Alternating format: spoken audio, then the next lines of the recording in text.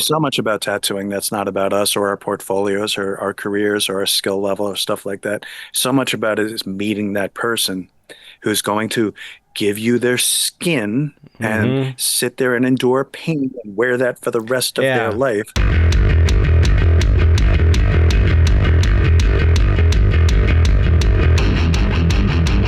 Hey, everybody. Welcome to another episode of the Dark Art Society podcast. I'm your host, Chet Czar. And this week, for the last show of the year, we have part 2 with Johnny Thief.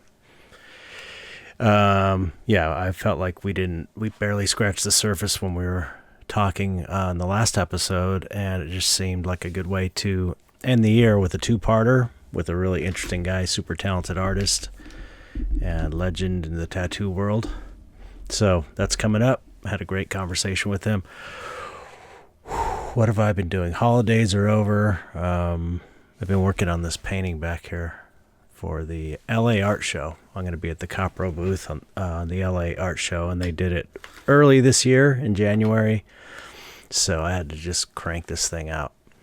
And it looks good, though. I'm pretty happy with it. So that's in January, the LA Art Show. It's really great, big kind of art convention. All the galleries from around the country and the world, I think, set up booths there. Anyway, that's what I've been doing, decompressing from the holidays a little bit and just painting on this painting. Can you hit the like button? Can you subscribe to the channel if you're not already?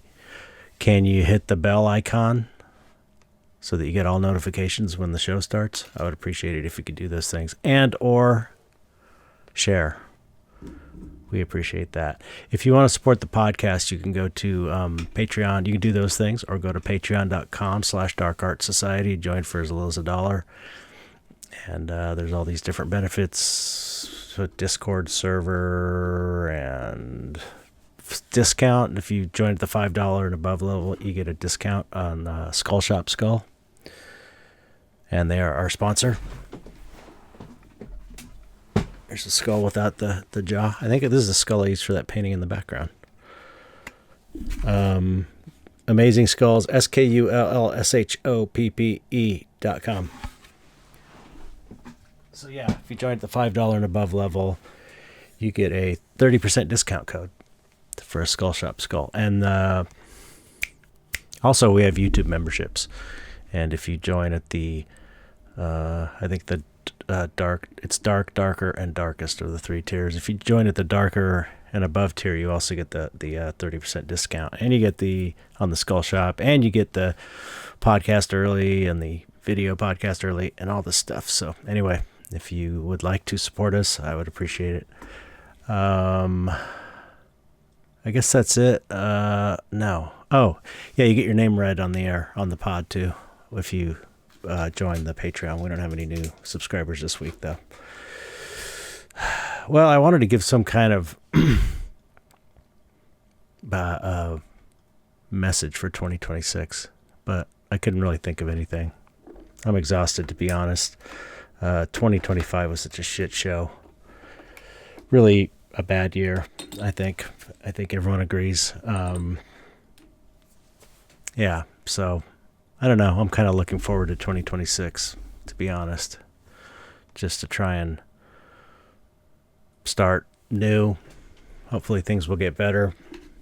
I don't know when that's going to happen. But I will say this. If you're an artist, particularly a dark artist, it would encourage you to do your thing even more now, because the world is so dark.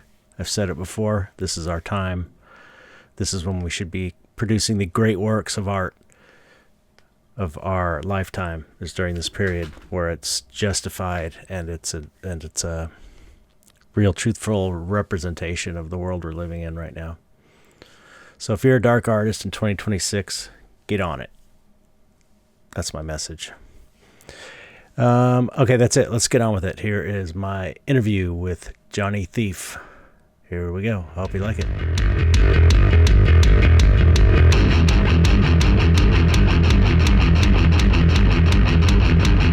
Welcome back, Johnny. Thank you for having me back, brother. Appreciate it. How you doing? The usual, surviving and crazy and stuff like that. It Yeah. reminds me of like how many times, like if I was ever on the ropes or going through crises, and my clients at the shop, they would always be like, "I don't understand. Like, you're you. So why are you so like this?" And I was like, "Are you kidding? Have you ever met an artist? Like, artists aren't normal. Artists aren't stable. Artists cut off their ears." Yeah, you're pretty normal for an artist. Oh, Just from talking to you. I present normal. I feel the same way like with my work career. Like there's so many times where like I'm always working. And I don't know if we mentioned this last time or if I've just been bringing it up a lot with other artists about how like my resume has got to be, and both me and Jeff together, like our resumes are about 3 times the length of a normal resume because we've been working 60, 80 to 100 hours a week since we were teenagers. Right. And it's like, that's a lot. And that's why we get frustrated with like the lack of progress or the lack of things to show for Oh it, yeah. If nothing else, being a good artist proves that the whole idea of meritocracy is utter bullshit. It's such bullshit, this whole meritocracy argument that, you're just not working hard enough, or if you work hard, you'll make it. It's like, I know so many super talented, super hardworking people that are just barely getting by. And then people that, Yeah. the people making all the money are just like, come on, no talent, no talent other than getting people to believe their bullshit about whatever. Yeah, no, I feel that way on so many different fronts too, Mm-hmm. especially like in the writing community. Like, there's In so the many what? people I know, The what community? the writing community. Oh, right. I know Yeah, that yeah. I know that there are so many people, so much talent. They're cramming out so much stuff, and they're not getting signed. They're not getting book deals. They're not being exposed. And then someone like fucking Milo Y gets a fucking $1 million book deal. I don't know. Who that And is. then fucking that's that guy. That was that stupid fucking rage bait podcast asshole. He came Oh, out of Gamergate. He was the gay Nazi, and they're like, "Yeah, let's give the gay Nazi $1 million book deal." And like a week later, he lost it because he came out as a pedo. oh And I my was like, God. "Yeah, yeah, there was no red flags there. You thought he had something to contribute to the world of literature, you know?" Who are you? Meanwhile, What's the name? I can't pronounce his last name. It's Is it that Milo my? Y. Oh, my, yeah, It's like, Yiannopoulos. The Milo. yeah, Yeah, oh yeah, yeah. That dude's he's I just agree with insane. Rip. So He's yeah. insane. Yeah, but they give him a book deal. These are Yeah, the people that the publishing company is looking for in they're this just day and age. yeah, because angry people means attention, and attention means sales. It's No, just down to that. It's depressing. because again, you go through that whole thing of like how many great people, how many talented people, how many living legends must be walking around that nobody's discovered yet. Right. Might die unknown. Yeah, Um, yeah, That's yeah. a thing that of course haunts me. But when it happens to much more accomplished and better people than me, it haunts me. Like Yeah. F. Scott Fitzgerald at one point after he broke up with his wife, like moved to Southern California, and his new neighbors were like, "Oh, what do you do?" And he's like, "I'm fucking F. Scott Fitzgerald," and they're like, "What does that mean?" And he's like, "Oh, I'll show them. I'll go to the bookstore and I'll grab a big haul of books and I'll bring them out and give them as gifts." And he went into the bookstores, and none of the bookstores had a single one of his things on the shelf. Wow. And he thought when he died, he was sure he was lost and forgotten. Wow. The Gatsby didn't become a thing until they mass produced it and gave it to the soldiers during World War II. And the soldiers came back and in their civilian lives put it into school curriculums out of Wow. nostalgia as the book that got them through the war. Wow. And that's why we remember him now. Mm-hmm. But at his time, he was sure that he had done all that for nothing. Yeah. That drives Wow. me crazy. Like I think about that a lot. Like I know. Well, I mean, that to me, that is the reason that seeing my dad struggle too, because he was such a great painter, and just watching him struggle, especially at the end of his life, that really kind of drives me in a way to be financially successful, because I really don't like, I've talked about this many times on the pod. It's hard for me to care about money as a thing I want, because it's not, I want to paint That's what I want to do. Yeah. And the money is a means to an end. It's this shitty world we live in. You have Yeah. to have it. And it's like, I just want to not worry about paying bills. That's pretty much it. And then just so I could focus on what I love. And so just out of, I don't know, spite or something. Maybe it's not spite. Maybe out of trying to right this wrong, to see these people who struggle and never make any money. I want to be the guy that makes a lot of money. I'm just going to say it because to kind of like try and make up for this, how poorly artists are treated. It just seems to me like it would be justice in a way. You know what I mean? I don't know. It's like, it's hard. I need it, right? It's hard for me to say, oh, I want to make a lot of money, because it's not my motivation. That's not why I'm doing this. I want to make a lot of money so I don't have to worry about money or think about money, because I don't give a fuck about money. I give a fuck about art and painting. Yeah. That's what I'm saying. Yeah, absolutely.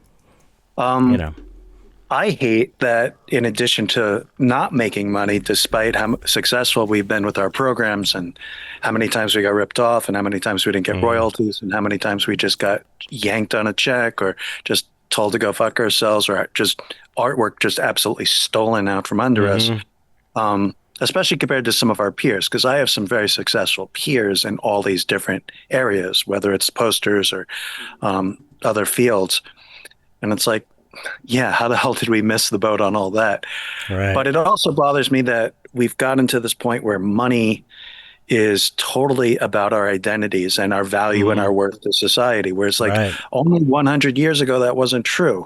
And that drives me nuts, jumping back to the whole idea of when I first got clean and all the volunteering I was doing. There was a time in this country where to be a good, decent, contributing member to society, you could live rather frugally and just put your efforts into your family, into your community, into other outreaches that weren't going to profit you, but these were still valuable.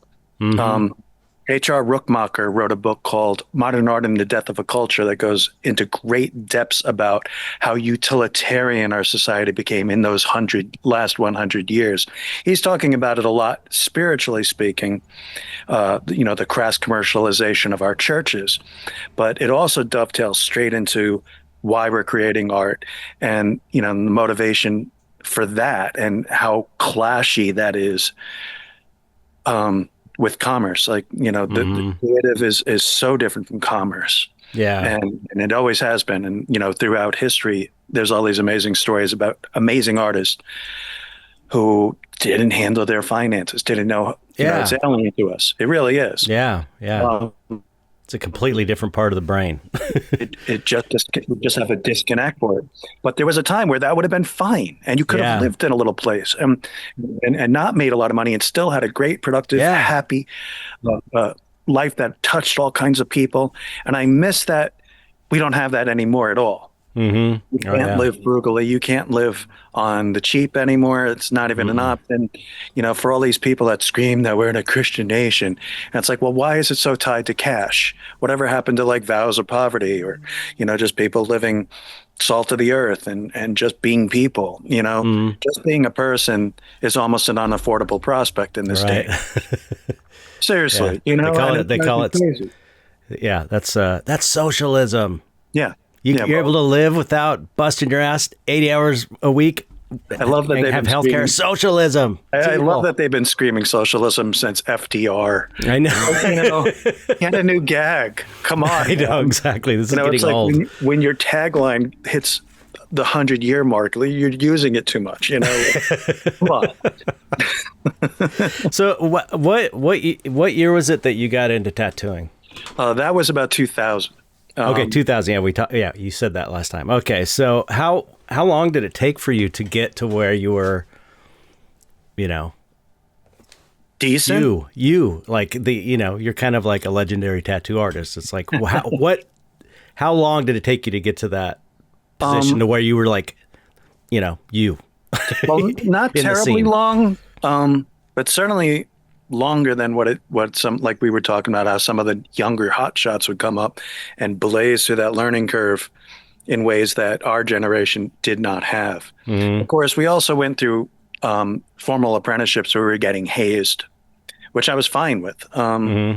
I like the idea of me doing the whole Fight Club thing to get in Yeah, and I've heard proving about my that. I've worth. heard some pretty funny Um, hazing stories.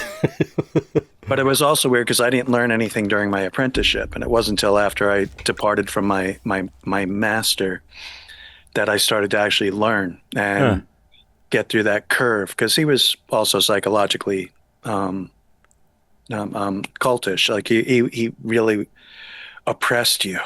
Huh. Like he had a, I don't know, some sort of clash of ego thing going on too. Hmm. So he actually didn't teach you anything. And I'm glad that I did, and I'm glad that I served my time in the trenches and things like that. Hmm. Um, but we started ramping up pretty quickly. We started stormtrooping the magazines. Of course, I cheated a little bit with that because I had come out of pre-press and production. So it's like I had done all that digital stuff for fucking some of the top magazines in the world. Hmm. So when Right. we set out our pre-press packages, they Oh, looked they're like yeah. top flight things, like as opposed Yeah. to, some tattoo artists didn't know how to turn on their computers at that stage. Right. Right. I remember that specifically, like Bob Baxter, who used to be the editor for Skin and Ink magazine out in Seattle or Oregon.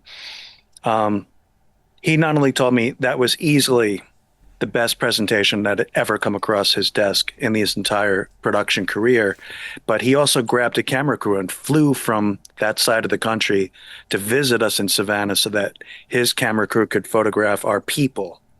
Wow. Um, and That's then when he cool. was there and he was walking around the studio, he's like, "You painted this, you painted that." I was like, "Yeah, yeah, yeah." And he's like, "Could you paint a cover for our magazine?" Wow. That was a big deal because normally tattoo magazines just put half naked women on the cover and call it a day. Hmm. So there's very few artists that have ever actually created artwork for a magazine cover, and I got to be one of those people. Oh. Side note, I I I wanted to hold on to that painting out of bragging rights, because Hmm. like there were so many people who have been, like we were talking about before, got in 15 years ahead before I started, because I Hmm. didn't start till 30. Um, so I was feeling, of course, intimidated because there's like most people were tattooing better than me because I was always playing catch up. And this was like my one little thing that I could fucking have bragging rights about. It's like, Hmm. well, yeah, but I painted a cover. Um, Right. as petty and immature and insecure as that is, again, artist, not very stable. Yeah. Sorry. Um, but I got a phone call from the Piz when the Piz was still alive, and he's like, "Bro, man, I love that fucking cover."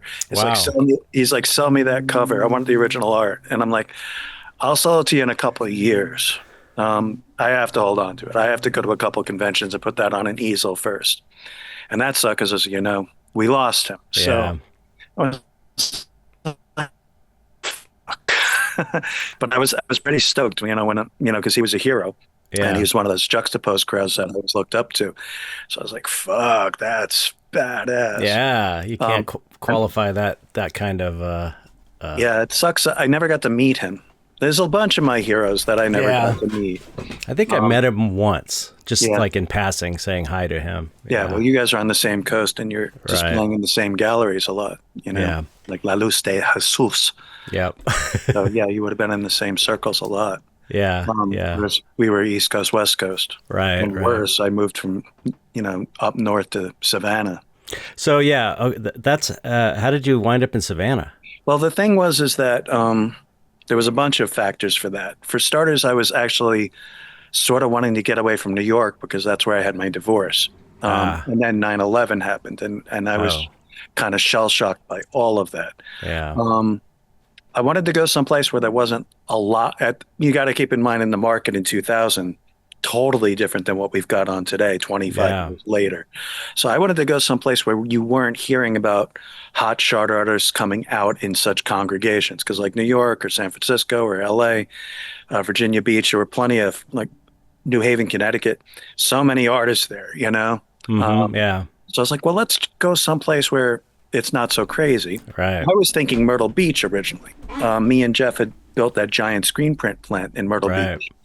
And Myrtle Beach was still illegal until that year, till Wow. 2005. So weird to think about tattooing So being South illegal. Carolina legalized. And we were like, shit, if we go down, we'll be the first kids on the block, and that should be Smart. open territory. Well, in old school ethics too, you also, back then especially, you didn't want to open up in the same district as anyone else. Oh, right. In the old days, if you tried to do something like Yeah. that, you were going to get a visit from certain motorcycle Yeah. organizations. I You were was going going to to say have it's a kind of bad like afternoon. a gang Yes, sort of very thing. much so. So I mean, I could go on forever about how that drives me crazy that we don't have that anymore. Right. Because, when my shop got bought out, I had 9 people within walking distance of my shop. I was like, are you fucking kidding? And like, I used to Wow. joke that next shop that's going to open up is going to open up in the broom closet, in the back room. Right. Fuck, you're going to open up on my lap? Jesus Christ, man. Yeah. Yeah. It's like having a Because that, Starbucks right because next that next to each location in other. particular, like we were out in a place called Bloomingdale, New Jersey, which is the middle of nowhere. We did that intentionally because in 2010, there was no one around for at least 30 minutes. And that was the best we could do in that time period. We looked everywhere from upstate New York all the way to the bottom of the Jersey Shore. And it was already overrun even back then. But at least we had a place where it was like, okay, we could at least say we did it. And we Right. honored the old ethics. And then by the time I left, it was just Mushroom Town. It's like I couldn't get a slice of pizza after 8 o'clock. There was one Starbucks, but we had 9 tattoo shops. Wow. Okay, so you went to But we were looking at Myrtle Beach. Now, Myrtle Beach, of course, is the South. And in the South, they might have to legalize something, but that doesn't mean they're going to like it. So they right. zoned one single square block for tattooing out of the entire city and nowhere else. And there wasn't Wow. even a good block. It was a block that was on the same strip as the real fucking shitty strip bars, like the real seedy part next to the highway. And then half of that block was empty. So there was a strip mall on one side, like a rundown real, roadside strip mall, and a vacant lot on the other side. So yeah, you could open up on that other side if you built the building for it. You can put a tent up. So it really was a whole thing of, hey, here's your legal tattooing. Enjoy, fuck face. Right, It was right. very clearly that was their intent. So we were like, yeah, I don't want to do this. I also have no idea. Like, I haven't visited back there to see how it worked out, because if you Google Myrtle Beach tattooing, I'm sitting here doing this in case you don't know what fucking Googling looks like. All these pins, like 20 pins will fall onto the map and hit that one spot. So I'm like, 20? Like, they must be doubling, tripling, and quadrupling up. Like, they must all be crazy. sharing spaces like crazy inside there in ways that. And it was funny because I was picturing, like, I wish there was some solidarity in tattooing. There really isn't. Like, I was shocked when I got in the first time, because I always thought tattoo people were tough, and you yeah, all outlaw bikers and ex-Vietnam vets and junkies and shit like that, and fucking crazy psycho people. And it's like, no, they're like hairdressers, man. They are that catty and petty and slap fighty. It's ridiculous. I wish it wasn't like that, for one of the reasons. Like, if you're in Myrtle Beach, it would be really funny to combat the price shoppers. So, like, if a guy comes in and he's price shopping, it's like, yeah, I want to get this tribal dragon about this big, and you price him at like 500 for it. Text message everyone, get on group text. It's like, yeah, just quoted 500 on this piece. And then every single person raises the price $100 every time the guy asks, so that by the time he gets to the end of the line, that piece is now $1,500. And then when he comes back to get your 500 piece, you tell him it's now 2,000. And if he has a problem with that, you just show him the text feed. And it's like, this is why you don't price shop. You didn't even look at our portfolios, you bastard. Right. I think that would be great if there was actual solidarity. But there Totally. isn't. No. So we didn't do Myrtle Beach, naturally. We were looking at a bunch of Plan Bs, like, and I hated our Savannah experience like crazy. But it could have been worse. Like, we were thinking New Orleans. If we had gone to New Orleans, we would have been there for 3 whole months, and we would have been in the middle of Katrina, and we would have been destroyed. So Yeah. we at least dodged the Katrina bullet, if nothing else. But Savannah was unusual because, like, of course, it's beautiful looking. I mean, they film movies there and stuff like that. I think Brahm lives there now. I think he moved there. Yeah, Bram, I'm a little jealous of Bram because like he paints way better than me, and then also turns out Oh yeah. he's a full-fledged author. Yep. He has a He number did of it. books out, and they're I quite know. good. Yep. And It's I'm like, crazy. I wanted to be the author who paints. Well, there could be more than one. It was kind of like when I started tattooing, like nobody else did concert posters and nobody else really painted at that time. But by the time that I finished my apprenticeship, a shit ton of fucking badass people started painting and tattooing. And to the Right. point where I was like, I would almost put up the prospect that maybe some of the best art was coming out of the tattoo scene. Mm-hmm. There were some Definitely. sharp painters. Oh yeah. And I was like, wait, where was this when I started? Timing is everything. I also was too insecure to not use the Johnny Thief name. Like I could have just tattooed as John D. Donna. Um, Hmm. I was like, you know what? I'm going to ride my own coattails. Like I'm going to bring the whole poster thing into this, so at least I've Oh, got a that's little cred.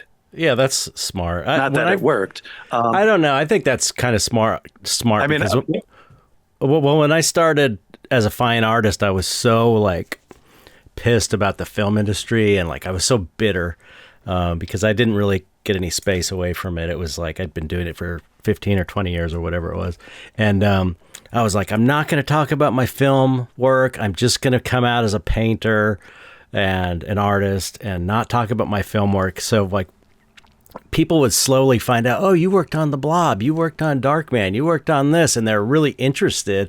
And eventually I was like, that was really stupid not to have mentioned that in the first place. I probably could have gotten further faster if I just would have said, yeah, I used to work in the effects business. So it took me like 10 years before I embraced that, 20 years of my life that I just denied because had some sort of chip on my shoulder. It was kind of dumb. So I think that was a smart I think it's move. more dumb in the respects. Like I understand, like from the persona, like you want to be known for your creativity, your art, your talent. But on the other hand, the contrast is that and I'm sure because like you remember being that person. Like we all want to do that. Like who doesn't want to fucking work on a goddamn movie? Right, Like right, yeah. holy shit. You've got the stories that we've been dreaming about ever since we were Right. kids. And those fucking stories are timeless and invaluable. Like I want to talk about them now, actually. Like they're fucking badass. Yeah, so pretty No, the wild thing ones. that killed me about the poster thing, though, was like I can't tell you how many times people have come into the shop wearing a tattoo they got somewhere else of one of my poster pieces, and I'm just like, I'm right here. Yeah. How could you do that? I remember funny. seeing one of them posted online. Someone got my artwork from the Godsmack poster of this gothic angel cradling a baby skeleton with an eyeball on her tongue. And they did it better than we did because I did it for screen printing. So I made it look like stained glass so we could do the Right. color separations and print it quickly. That's another complaint I could dovetail off into is like how little time I spent on those posters. Yeah. Nowadays you got people like Aaron Horkey, looks like he's doing at least 80 hours of illustration into each I poster. know. It's like It's insane. there were times where I did 3 hours. There was times where we hit the deadline in 24 hours, and I'm not talking about for the art. I'm talking about concept to printed posters, 24 Yeah. hours. That's almost impossible. Yeah, And we that's hit it. crazy. Yep. And it's like there are some people out there spending more time on a single poster than I've done on like maybe any 10. Right. So that drives me a little bit nuts. But it would drive me nuts that people are getting the work. So this one person did the Godsmack angel and made it tattooed like it looked like it was airbrushed. It was much better than the artwork I had created. And I told them that. I was like, yeah, it's badass, man. Like fucking. And then I said, like, and they were like, yes, so.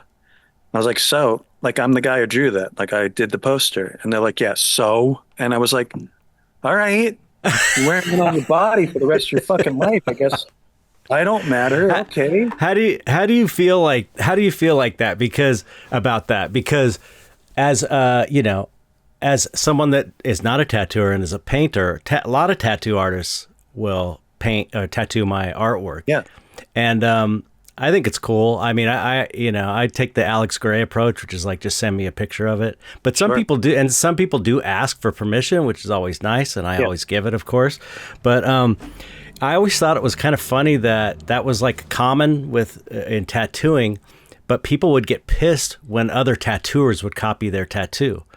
And I'm Well, like, isn't that kind of like copying someone's tattoo is kind of like copying someone's art as a tattoo? And so I was, I mean, it depends. I mean, like if you're getting a poster piece, well, that was mass produced to begin with. I mean, not mass because we're doing sign-in numbered limited editions. Like if you got my social distortion piece, it's only 200 pieces. right. It's not mass produced, but you know what I mean. It's Yeah. It's our commercial project kind of. We're usually more pissed off when we do one custom piece. Like the first time I got ripped off and it was published, I had done a Marilyn Monroe zombie piece, and I was very happy with it because I did it all in blues and the hair was still golden. And I thought it came out super pimp, and it did get published. And then what happens is a lot of scratchers will just take a piece of tracing paper, and for starters, they're copying the art out of the magazine. And the problem with that, of course, is that art is not flat. It's on a surface. Oh, right. Yeah. So it's like no matter how good the photograph was, it's like you're photographing it around the Just topography distortion, of the yeah. human body. So there's going to be that level of distortion. Then, of course, you're going to have camera angle distortions, maybe lens compression distortions. You're not going to get the proper art at all. But then some people just can't tattoo either. Like the Marilyn Monroe that got ripped off, it looked like it was done out of a house. I mean, it was that bad. It looked like it Right. was falling out already, and it was fresh Where did you see it? Where did you see? in some magazine, because a lot of magazines will publish all kinds of crap. You know, they Oh, just wow. a magazine. Yeah. And I was just like, really, man? Like you had this is a reference and this is what you produce? Like you took 5 steps backwards, you know? Yeah. It was also pissed me off because that was a one-off. You know, that was designed for that person who had a very specific idea of what they wanted in their heads. Right. And in some of these cases, like if you're designing for a client, they might have some super personal reason. I'm like, this is going to be a memorial for my dead father, or fucking Right. I lost a kid, or something that they're Right. using this for some fucking hardcore therapy, as opposed to just trying to win a trophy at a convention, or you know, build up some artist that they know's portfolio or something like that. 'Cause that happens too, of course. Yeah. But and then there's the whole gag of like, all right, so you've got so little creativity that you're not going to just adapt that into something specifically for you. Yeah. And that's weird because like that came up a lot more. Like in the old days, the 2000s.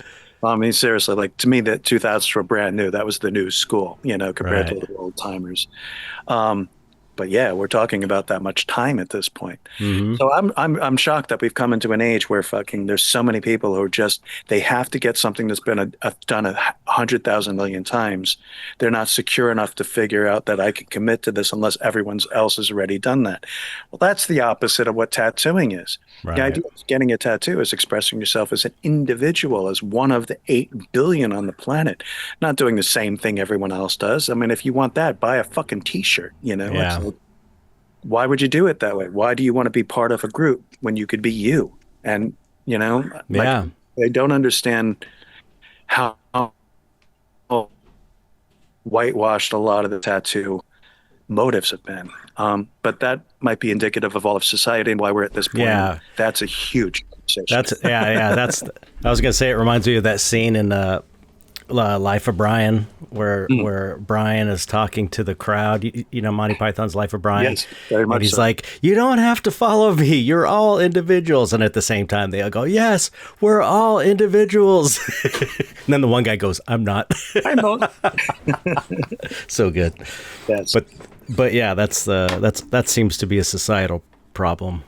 yeah. So I suppose. getting back to Savannah kind of surprised us because as nice as it looked, because I had worked in the real world per se, in a lot of corporations and helped people get through startups. I knew about the business aspects of how to build. So we didn't just look at Savannah and say whether it was cool or not. We were looking at Savannah, all the metrics, like we were going to open up a regular business, like AT&T or Wow. something. So you're doing like a business plan. Yeah, we were research. looking at population growth and tax brackets and racial profiles and this and that, the other fucking thing. And on paper, everything looked ripe for moving there and doing really well. Like we saw no red flags on paper. Mm. And it wasn't until you got there and you realize that this has nothing to do with anything. Like Savannah is just old school. It was one of these older cities from the beginning of both the Revolutionary and the Civil Wars and stuff like that. And they've still got roots laid out that are dictating what's going on there today. And Mm. it just took us really by surprise. Interesting. I was shocked at the level of racism, Mm. and that's coming from someone who lived in Florida and Myrtle Beach. It's not like I had never seen Right. racism before. Out of the punk and hardcore scene, I can't tell you how many times I threw elbows in the fucking mosh pit against fucking white power assholes, Sig Heiling Yeah. at a theater show or something like that. So it's like, Yeah. yeah, I know what racism looks like, but it was so entrenched, and especially in the young kids, like kids who are just coming out of high school. And I was like, wait a minute, you guys sound exactly like your fucking dads. You're Mm-hmm. supposed to be rebelling against your fucking Right. dads. Not to mention, you just rolled up blasting Wu-Tang. Like, Yeah. fucking, how do you square that circle, rebel? Um, so I was really shocked, and I was really shocked at, I mean, and we were doing well. Don't get me wrong. We got there, but I mean, it was here's a weird story that I want to dovetail the two different worlds together. So as soon as we opened, Paul Grushkin released the Art of Modern Rock book. That was that big giant monster coffee table book that was the sequel to the first book, which was the Mm-hmm. Rock, that came out in the 80s and introduced me to Rick Griffin and Stanley Mouse and all the fucking old school heroes that I emulated my artwork after. So I wasn't expecting to be in the book, for starters. Like, that was shocking, because I was always a part-timer. Yeah. When I met Paul, I think he just dug the fuck out of me and threw a bunch of my shit in there. And I was shocked when I heard that. I was like, wow, That's I so couldn't cool. believe it. Yeah. So Paul was doing a book tour. So we got Paul to come to Savannah, and we did like 5 straight nights of shit that no other tattoo shop had ever done. Maybe even on the East Coast completely. Like, so we did. Me and Paul went into SCAD, the big art school there, and we actually lectured in the classrooms about screen printed posters Oh, and cool. birth of art combined with rock and roll from the 50s and the 60s. We had Paul did a show at the Trustees Theater, second oldest theater in America, where he did a slideshow presentation on the giant movie screen. And we showed up like fashionably late, like a bunch of punk rock tattoo guys. And we're like, yeah, it's Savannah. How many people are going to show up for this thing? When we got there, the line was around the fucking block. Wow. We filled the theater. The fucking news was there. There were like TV cameras Wow. there fucking interviewing us. And then Paul gave this fantastic presentation where he threw out all the fucking verbiage and all the, he just like would just put up the most obscene artwork on the screen and go, what do you fucking think of that? And apparently that was so well received. Like, according to the teachers at SCAD, they came back to us and they were like, yeah, you guys were easily the favorite presentation. And they had people there like Spike Lee and shit like that. Right. Apparently That's Spike amazing. Lee was a big asshole to all the fucking kids, and they hated him. And we That's created, amazing. it was weird because we would have created a million poster artists from that, except for some reason Savannah hates booking bands. Oh, really? Don't bring a lot of shows to town. Yeah, I tried to get bands in because I was still friends with some bands at that point. And they're like, no, we can't do that on a Wednesday night. No one will show up for it. And I'm Wow. like, fuck you. Like, have you ever fucking met a band? Um, so Friday night, we did live music and a live poster show at the Jinx, which was the super cool little punk rock place right there in the middle of town.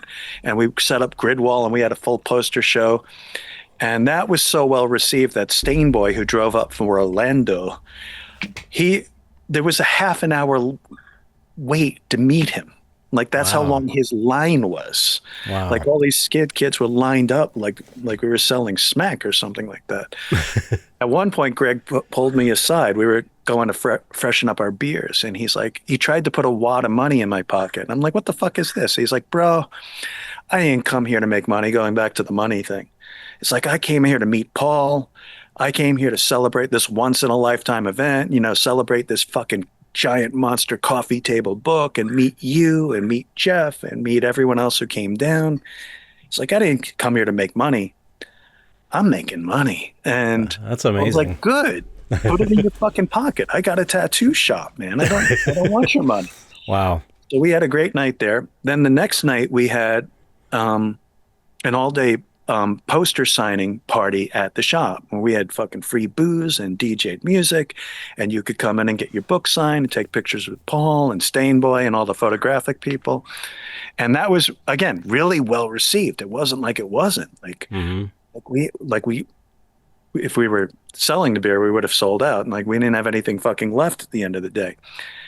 So after all that press and the newspaper articles and the TV articles and all these fucking cool things, these live music, poster artists, blah, blah, blah, we didn't get a single tattoo client out of that.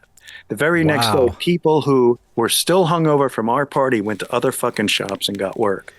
I What? would know that that's happened because later on in our venture, people were coming in to get the shit either fucking covered or reworked because it was that bad.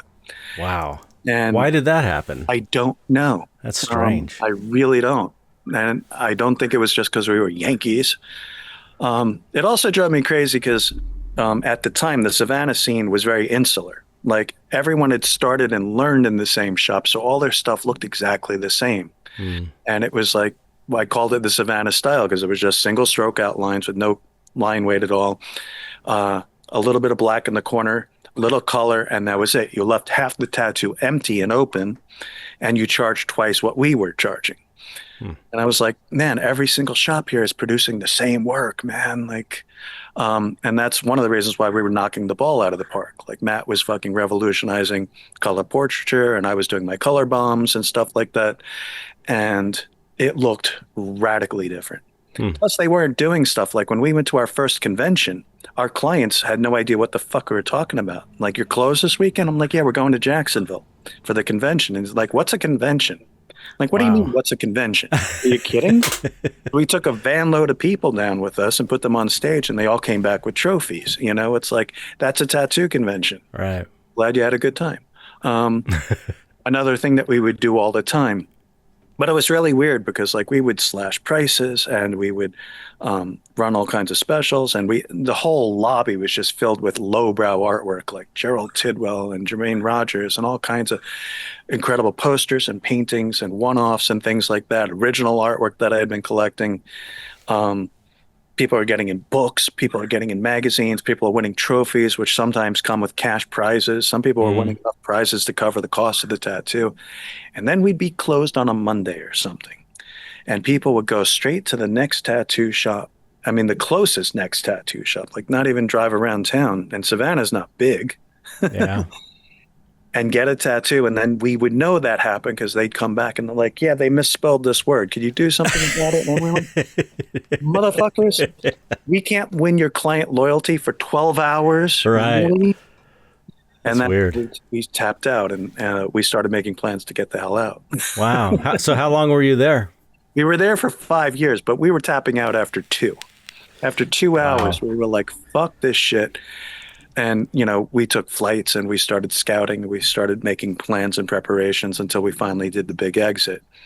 And then we ended up back in what was Matt's old hometown, because it was a little big fish, little pond sort of scenario for him. Where's that? Bloomingdale, New Jersey. Oh, okay.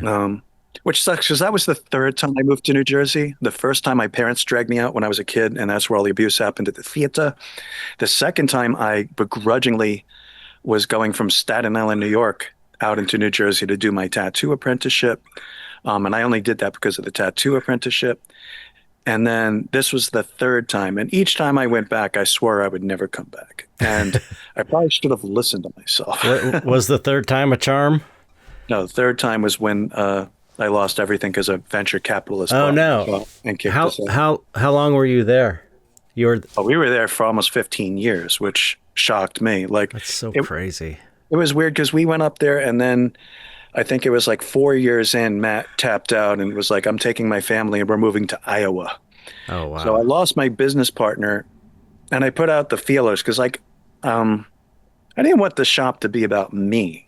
Like, you know, it wasn't Johnny Thief Seppuku Tattoo. It was just Right. Seppuku Tattoo. You know, it's Yeah, like, that's how I always saw you advertise it. yeah, like I always hated the people who had to do my superstar name tattoo. It's like, shut up. Yeah. If it wasn't for your clients, you wouldn't be a star. Like, fucking, you're going to put every client's name up there too. Yeah. I think it's just a That, marketing thing. that's what it should be about. I hate fucking marketing with tattooing. Hey, John 40,000 years old. John Carpenter always even in his earliest movies, what's that first movie? Assault on Precinct 13. Yeah, John Carpenter's. right. He always had that, and it's like I could see where he was like, that was kind of smart of him to do. Yeah, but Because- that's a totally different field. I mean, that's so radically different. For tattooing, yeesh. Well, 'Cause, and, it's so much more dramatic than like a film in the respects of like it's always not about us. Right. There's so much about tattooing that's not about us or our portfolios or our careers or our skill level or stuff like that. So much about it is meeting that person who's going to give you their skin and sit there and endure pain and wear that for the rest of their life. It's totally unlike anything else I can think of. It's so intimate and weird, and it's just I can't think of it related to anything else. It's also a thing that technically shouldn't work, which is another thing I love about it. Like technically your body should reject it. Right. The idea of trapping foreign pigmentation in between the living and dead dermal tissue is like a step away from shouldn't work, but it does. And I kind of love that too. Yeah. That's a trip. But yeah, so like I put feelers out and like, should I keep the shop? Should I close the shop? And a lot of people are saying, listen, you built up your brand. Another word I can't stand. Yeah, I know. I hate it too, but fuck, it's just the language now.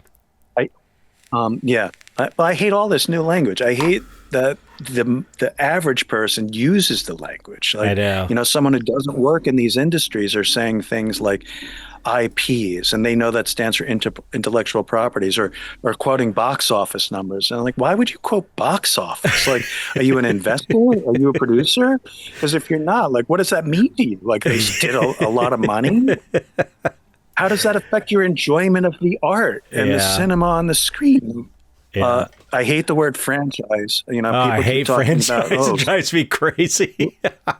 When George Lucas started the Star Wars franchise, like he didn't start a franchise. He started one movie that maybe was going to fucking tank. Yeah. And trust me, all his fucking backers fucking thought it was going to tank until fucking John Williams came in and did the score. And then franchise to me, then they did too. Franchise to me is like Subway. It's like a or a Quiznos. That's a franchise, not a fucking something movie that's series. Disposable, terrible, mass-produced, and lowered down to a denominator, the lowest common denominator, to appease as many people as possible. Right. It's not a prestige project that came from your fucking heart. It's like it should be an insult. Like that's. Yeah. It's like when I said Scratcher before. Scratcher should be an insult to a tattoo artist. It's like you tell me, oh, I like your franchise. It's like saying, oh, you like my fucking McDonald's. It's like, shut up. Stop using industry terms. You're not an industry person. I mean, unless you are an industry person. Right. But still, why don't you bring that outside of work? Like that should be fucking dialogue that only happens at work. Like fucking shut up. Yeah. Douchebag language. Invested in the fucking thing, and it doesn't make the thing better for you relating to it. I don't understand the appeal. I don't like it either. And now we're totally sidelined. So getting back to staying with the shop. So I ended up staying with the shop. I listened to their advice. Not sure if that advice was great because, again, like you and I are talking about, I really didn't ever fucking care about the money. So it's like, what sucks is that the industry shifted quite a bit. Like when I started, not caring about the money wasn't as important because the shop would fucking get your back. Like we used to barter all the time. Something I didn't do on the regular, but in tattooing, holy shit, you didn't want for anything in the year 2000. If you wanted to get your car rebuilt, build out a brand new motorcycle, you needed carpenter, plumbing, electrical, whatever the fuck it was. All you had to do is call up a client and say, hey, you want to trade out a sleeve? And boing, they were there like a cartoon character. That's something I read about early on when I was reading about like art, how to be a successful artist. Like when I first started, I got this book I forget what it was, art marketing or something. It was pretty good, actually. I was skeptical, but it was actually pretty good. But one of the things they mentioned is like, hey, you can barter your artwork Yeah. for things. And I have mostly with other artists. I've traded. That's the only reason I have any kind of art collections, because I was able to trade with other artists. But the problem is, culturally, people that buy art are generally like more people that don't do like that aren't like electricians and plumbers and people that actually need help from, like people that repair cars and stuff like that. Just because it should be, though, it should be, because I feel like that's one thing that the whole lowbrow art scene was all about, was really bringing art for kind of regular people, like not I just always super felt rich that way people. too. Like one of my heroes is Rick Griffin. And when I was reading in his books about, he would do fucking artwork for almost nothing because he just wanted to do it. Or Right. someone would say, when I get enough money, I'm going to buy that original off of you for this poster. And then Rick would just run up to their house and tack it to their front door and run away and leave it there. And I was just like, yeah, absolutely. So That's how my yeah. That's I've how done my that. dad. My dad was. He was like, if you went into and saw one of his paintings and you're like, oh, I love that painting, he would just give it to you. It's Yeah. like he just wanted to paint. He didn't give a shit about anything else. Yeah. And that appreciation alone was just worth its weight in gold. Right. Yeah. I Yeah. can't tell you many, when we first started printing concert posters before the days of them flipping on eBay at a 500% markup. Um, I can't tell you many. I gave away almost like business cards. Like, hey, you want this new fucking poster we just did? And Wow. those posters will flip for hundreds of dollars on when they come back on the market. Right. I was like, wow, I had no idea. I didn't care. Yeah. Yeah. A lot of people. It's weird because the modern day tattoo client doesn't understand that. Like that's the mind of the tattoo artist a lot of times. Like they keep thinking that we're somehow price gouging them, which is why Right. you'll see those $13 specials do so well, and the line will be around the block. They think they're getting over on the artist at that point. And it's like, you don't understand. If you just fed into our psychosis, like you come in and you fucking say, yeah, I really want to do this fucking realistic horror tattoo. You don't understand that I am going to throw that fucking price right out the fucking window to make that tattoo happen. Right. Right. And it's like that rapport used to exist. And now it doesn't, because a lot of kids don't even know how to talk to you on the phone anymore. Like Well, they have such societal anxiety they can't even speak to you. I And then think it's if you were going to barter with them, a lot of these kids aren't doing professions that have any bartering skills to barter with. yeah. I Or think they, it's. go ahead. No, I was gonna say, I think it's that because I've been thinking about this a lot lately as well. It's that it's just become those people still exist. It's just there's less of them. So you have to really cultivate the relationships with collectors, and this is tattoo collectors, art collectors, whatever. You have to really cultivate those relationships because there's less and less of them. Mm. And it's like you doing, I think having a tattoo shop, there's an element of like trying to get people in off the street. I know for a lot of tattoo shops, which are just like, could be anybody. Whereas like and for me, that would be selling affordable prints online. That would be my version of bringing people in off the street. But the mass majority of my financial support comes from these people that I know personally, because they like buy my artwork and they totally love it. They go crazy, and it's like it feels good selling to them, like you're giving your artwork a good home. So it's like it's kind of scary because you're being supported by such a small group of people. You don't have the support of like thousands and thousands of people, because thousands of people don't really have that kind of relationship with your Dedication. artwork or Yeah, dedication. I was shocked. I wasn't expecting this when I started, but I was shocked at how people would use our shop sometimes. For example, if someone who normally didn't work in business would walk in and he's wearing a sharp suit, I'd immediately bust their balls. Again, another thing that we used to do all the time in tattoo shops that Right. a lot of people don't want to do because they don't want to offend anyone and they don't want to get that 1-star review on Yelp. Yeah, right. So it's like they'd walk in and be like, oh, who died?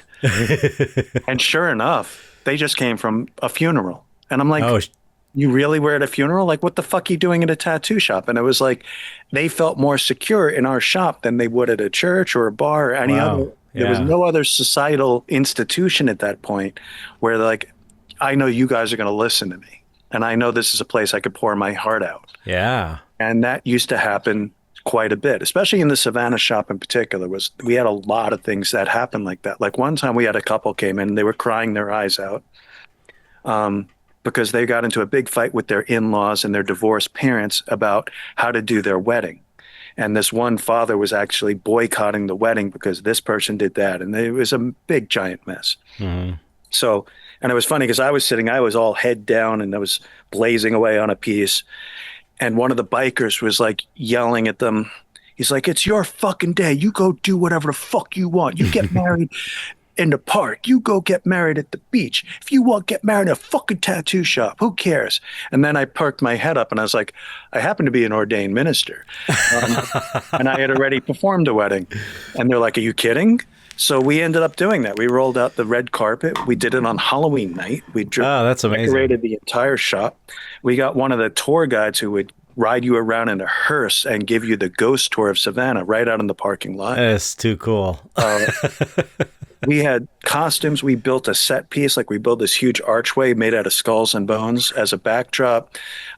We were hanging drapery and black roses from the ceiling throughout the whole shop. The whole place was lit with candles end to end. We brought in a professional makeup person who had transferred out of California, who was going out of her mind doing nothing.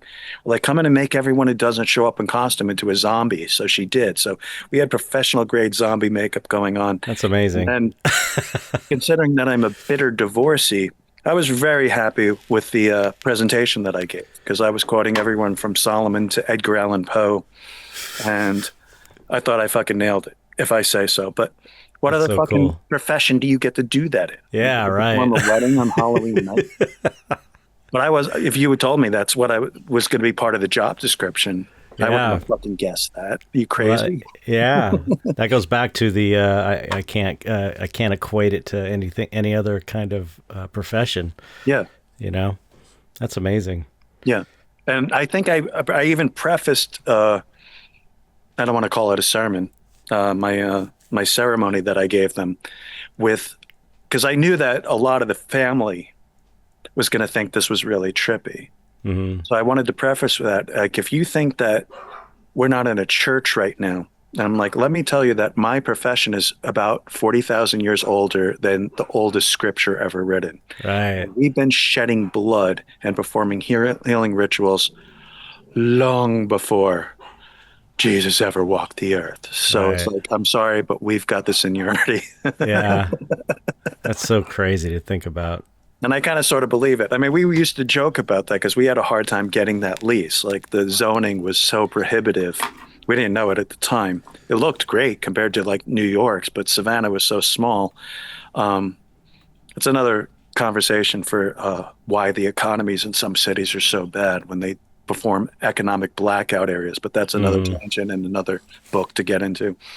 But we were joking at one point. I was like, well, maybe we should declare ourselves a church.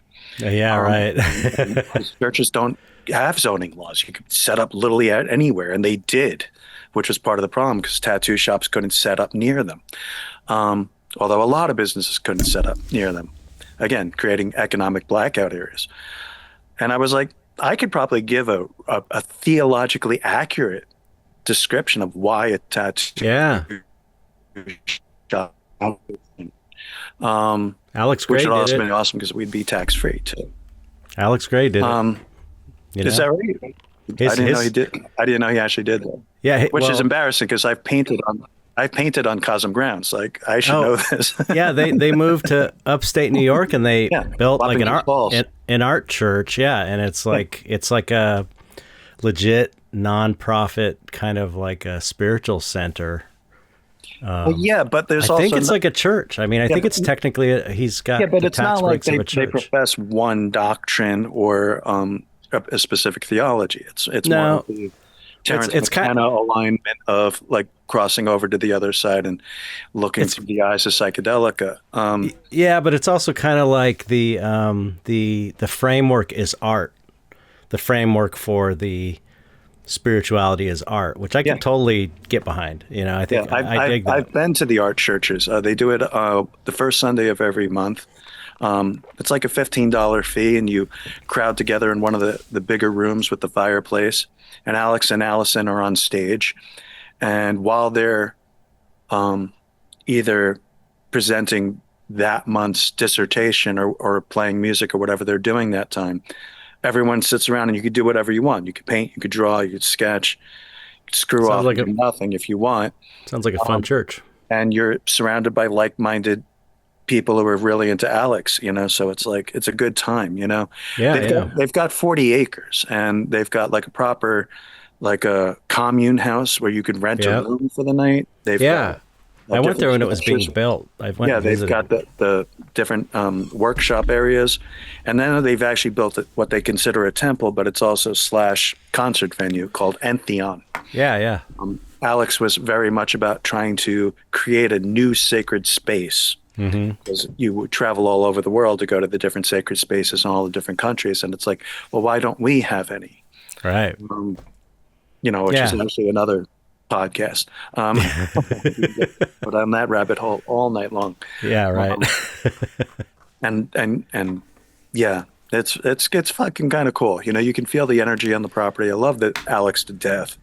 Yeah, he's Um, amazing. he's not just an amazing artist. He's also a trickster god.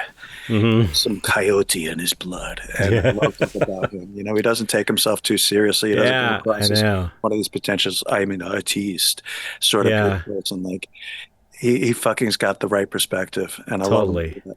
I Yeah, also he's legit. Alex is one of the few people. Like, I've been clean since 1990, and after 35 years, I still haven't learned to like myself. Seriously, very bad at it. For people who really don't know me, I have the words "ugly fuck" tattooed on my knuckles. I have that Well, no wonder no wonder self-disparaging. you can't. So it's like when I listen to Alex in Art Church, and he's talking about, um, where some of the original artwork, some of the oldest artwork on the planet is in those caves in France. Alex Moore, I mean, Alan Moore talks about that's where magic started. Hmm.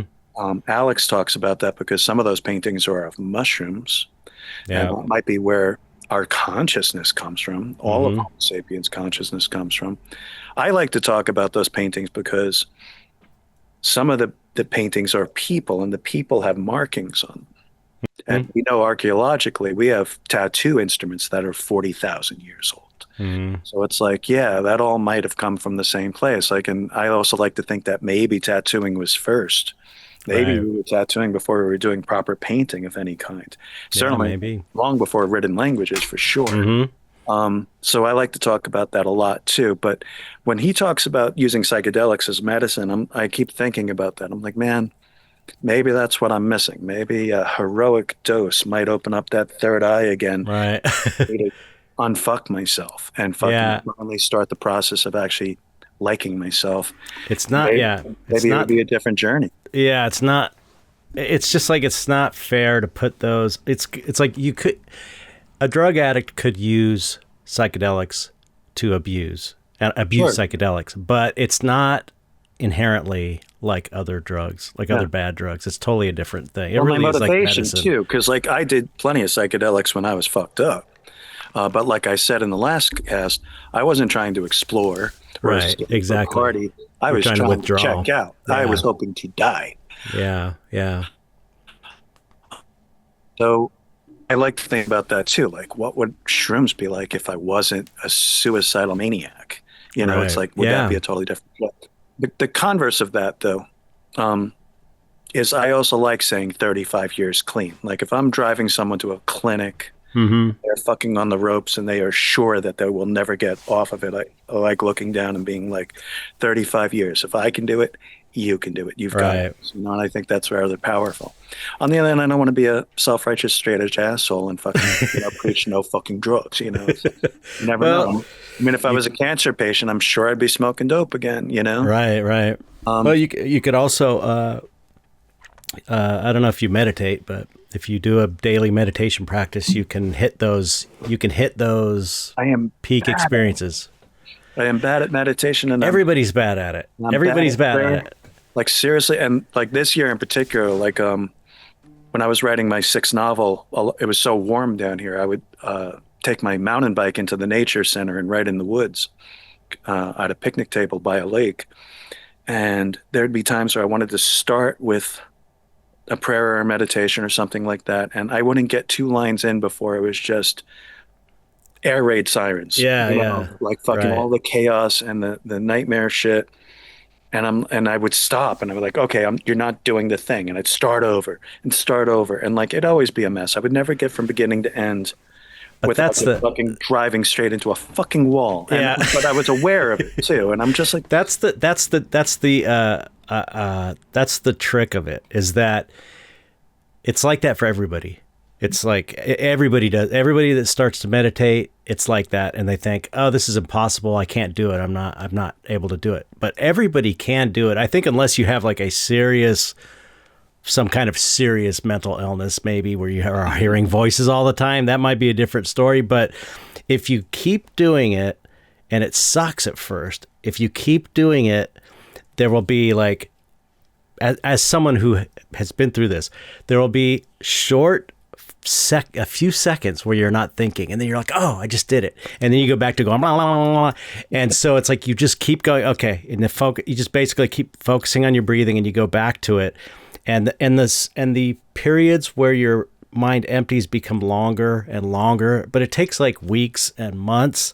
So it's like if you could do it every day for like months and months, you'll get to the point where you go to sit down and do it, and it's not the same. There's not the air raid sirens. It's a practice like anything else. It's just that it seems so impossible at first because we're just constantly have so much noise in our heads. Everybody has that all the time in our heads. And as artists, I'm sure we're worse than most too. I used most to be people. better at it 25 years ago. Yeah, yeah. And I just don't know if I'm having, I hate to call it PTSD. Like I wasn't in fucking war. No one shot bullets over my It's head. I didn't yeah, lose a limb. but No, I've known a lot of psychiatrists in my time, in a biblical way. And um, they would say that to me all the time. Like, no, this is PTSD from your yeah, childhood trauma. And I'm like, are you fucking kidding me? Like, I was never even really hospitalized. Yeah, it was bad, but it wasn't fucking but it's that all bad. trauma is trauma. It's all relative That's what they to tell me. But what someone who's like overly sensitive, or not overly, but even like just someone who's a very sensitive person is going to be hurt by less than someone who's not super no, sensitive. no, I know that. I mean, especially with the fucking heroin shit. Like that's why it's always artists, writers, and musicians that are doing it. It's so because the same empathy that they can fucking see the world and see beauties and see all kinds of fucking things that translate into their fucking art. When they point that same vision at the fucking inhumanity that man has towards each other, it hurts so much more potently. Right. So they're using the heroin to fucking dumb it down and fucking dial it out. Yeah. Um, which sucks because like then you lose the geniuses. It's Yeah. always Yeah. so in my life again. Going back to the first podcast, too many fucking ironies, too many holy shit. Why does that work? I always end up losing the geniuses. I always lose the fucking, oh my God, this is a 1 in a million fucking star. This is a shining star in the fucking firmament, and they get fucking taken out with a hot bag. Whereas I know plenty of fucking criminals I who will know, right? who will sell your mother for a fucking hit and Yeah. laugh about it to your fucking face. And they'll outlive us all. And that I drives know. me. It's crazy. It's crazy. Are you kidding me? Yeah, yeah. And some people just get sick and get cancer and die, and they're really great, decent people. And then there's other people that are just like, don't take care of themselves and do everything all the time, live to be old people. It's such a random crapshoot, really. Yeah. Seems like it, No, it really is. Shoot, what were we just saying before that when I dovetailed into the heroin thing? We were talking about meditation and Yeah, so I used to be better at that and like also better at that back then. I don't know, did we talk about this last time where I was like I used to put things into motion and things would happen and like I've lost that ability too. What do you mean? No, I don't think we talked about that. In all my life, I've loved to do things that are bigger than me. Like when we were doing the fanzine, and we would publish Mm-hmm. the fanzine, and we'd only do like maybe 500 to 1,000 issues. And then it would get reprinted and redistributed, and people would take it all over the world. And we got fucking letters from all kinds of people, and like far beyond what I ever thought. Like I got letters from Gigi Allen when he was in prison because Really? someone sent us our fanzine. I'm like, That's I would crazy. I would have never have tried to get our fanzine in prison because I was doing prison counseling, and so much stuff they consider contraband. And in the Right. place I was at, the facility I worked at, my fanzine would definitely have been contraband. They wouldn't let me bring it in. So I didn't even try. I Mm-hmm. was like, we're getting letters from people in prison. How the hell are they getting that in there? Like, had no idea. Um, so anything from a little free library where people would get all kinds of books and just replace the books and it would just go on its own to whatever it was that I just threw into motion and watch people fucking take off. Or I can't tell you many times that I didn't know this, but people would get launch their own careers because of things that I did. Mm-hmm. But they wouldn't tell me. I would find out like way down the road from some third party, would show me a picture of like, oh, here's a couple who did my concert posters on them and they opened up a tattoo shop and they wouldn't have done that if they hadn't watched my journey. And I was like, really? Like I know these people. Like they never told me that. Like, fuck. But That's I funny. used to do a thing, I'd jump in a van and go to a music festival with a band and like fucking I'd meet somebody there and this would happen and that would happen and this Mm-hmm. job opportunity would happen or this commission would happen and I used to love how all that used to happen. And it's like now I'm still doing those things. I'm still lighting the fires and sparking the matches, but nothing happens anymore. Hmm. And like I've been published 11 times in anthologies, and I was sure that was going to spark a thing where I would get an invite or a different opportunity, or this would lead to meeting this person or whatever the hell it was. And it's like fucking nothing, man. Well, nothing's happened. It hasn't caught yet. That's the thing. It's like you just can't quit. That's all there Well, I'm is not. to it. It doesn't mean I'm going to quit, but it feels like something has shifted. Yeah, It's a I different know. thing. I know what you mean. I mean, I've done so many things that didn't Because pan it's out. not just with the writing, it was with our tattoo shop. Like I do the same things that would spark all kinds of interest in our different artists, or just fucking have an influx of clients come in. And it was like nothing, it was Yeah, yeah. like all the old rules got changed and nothing happens like that anymore. It was like one of the things I was thinking about. I don't know if it was because of the last cast or I was talking to somebody else, was about people who are living in fear. And it reminded me of like I was doing all these free stickers in the shop. Just take as many stickers as you want. Now, in the old days, that was an ad campaign all by itself because Mm-hmm. people would put those stickers all over town and in every club and in every place, and everyone saw your stickers everywhere. And now people were taking them but not doing anything with them. They might Hmm. be collecting them or throwing them in a drawer, but no one was sticking them up anywhere. Like Right. that idea wasn't even a thing, even though they were free. But one of the Mm-hmm. stickers, or a bunch of the stickers I did, were purposely anti-racist stickers, like old school punk rock tattoos. So it's like Mm-hmm. I did one design with a fist going and smashing through a swastika, with fucking verbiage like love beats hate and shit like that. And I was shocked anytime people were coming in and talking about this new influx of fascism. I'm like, Mm-hmm. well, why don't you take some of those stickers, like throw one of those on the back of your car? And like grown ass men who were financially well off and had their lives together would look me in the eyes like I couldn't possibly do that. Like, do you understand like the kind of blowback I would get from that? And they For felt being that as if someone was going to set anti-racist. their car on fire. Yeah. I'm like, are you fucking kidding me?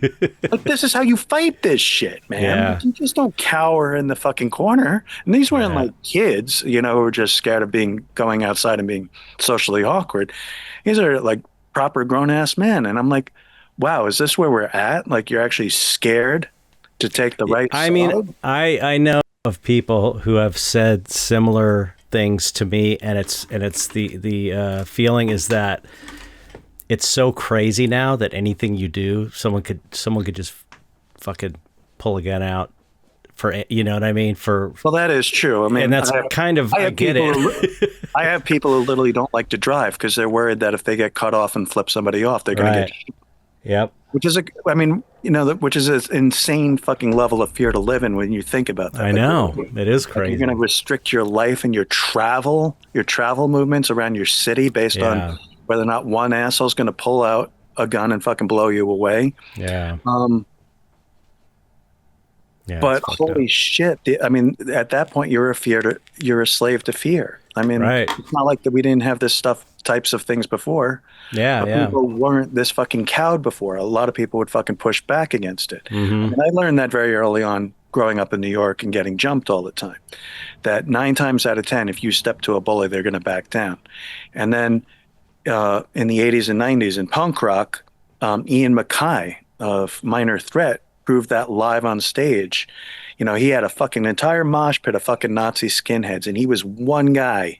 Mm-hmm. He fucking called them out from the stage, and they all backed him because Yeah. Yeah. inherently these people are cowards, you Yeah. know? So it's like you Yeah. stay They a wouldn't be, coward. they wouldn't be racist in the And first they place if will, they weren't yeah, chicken shits. exactly. This is how you fight. Now, granted, 1 times out of 10, you're going to fucking get Mongo. Yeah. And it's going to be like Mongo like candy, and like you're going to go down. But sometimes you got to fucking take one from the team, you know? Yeah. Yep. Like we said But last it time, you got to shouldn't be willing to stop get your you. ass kicked. It shouldn't stop you from the fear of that happening, you know? Yeah. Yeah. And I don't understand that. Like, that's definitely been a shift. Yeah. And I don't know how to educate people about that's how you should not be, you know? Yeah. Yeah. It's a different world for sure. Yeah. I don't know what the answer is. It's, I don't know, man. It's like things are so crazy right now that I think it's crazier in every way to where you can't even predict anything No. one way or the other. Like we're sitting, a lot of us are sitting here going like, this is happening, so this is going to happen as a like a swing back or whatever. But I think it's not less binary than it used to be. It's just like random. Anything could happen at any time, and it's like anything. Yeah. Not just No, I like agree. it's not like there's just these it seems like in the past there was things that would likely happen, and some people predicted them and some people didn't. And nowadays it just seems like totally everything's out the window. Anything could happen. There's never been a better time to follow your passion and do what you want because there's absolutely nothing to hold on to. There's no security. There's no financial safety net. There's no job security anymore.